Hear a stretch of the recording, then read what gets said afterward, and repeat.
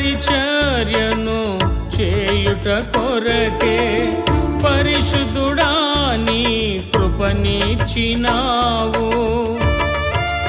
అంతట వారు కపెర్నహూములోనికి వెళ్ళిరి.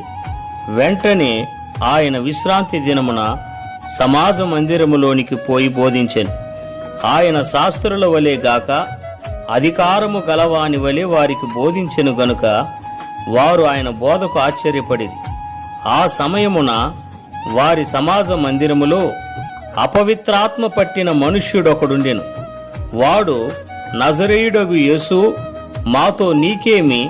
మమ్ము నశింపజేయుటకు వచ్చితివా? నీవెవడవో నాకు తెలియను, నీవు దేవుని పరిశుద్ధుడవు అని కేకలు వేశాను.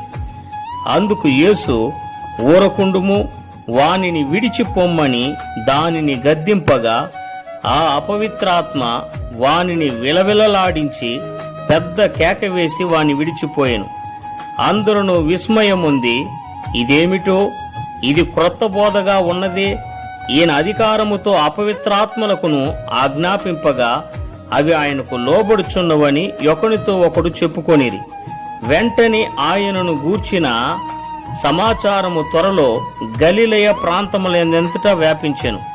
వెంటనే వారు సమాజ మందిరములో నుండి వెళ్లి యాకోబుతోనూ యోహానుతోనూ సీమోను అంద్రెయాను వారి ఇంట ప్రవేశించిరి. సీమోను అత్త జ్వరముతో పడియుండగా వెంటనే వారామెను గూర్చి ఆయనతో చెప్పిరి. ఆయన ఆమె దగ్గరకు వచ్చి చెయ్యి పట్టి ఆమెను లేవనెత్తాను. అంతట జ్వరము ఆమెను వదిలేను గనుక ఆమె వారికి ఉపచారము చేయసాగెను.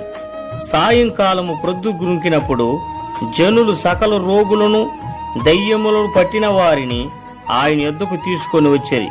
పట్టణమంతయు ఆ ఇంటి వాకిట కూడియుండెను. ఆయన నానావిధ రోగముల చేత పీడింపబడిన అనేకులను స్వస్థపరిచి అనేకమైన దయ్యములను వెళ్ళగొట్టెను. అవి తన్ను ఎరిగి ఉండినందున ఆయన ఆ దయ్యములను మాటలాడనీయలేదు. నీ పరిచర్యను చేయుట కొరకే పరిశుద్ధుడా నీ కృపనిచ్చినావు.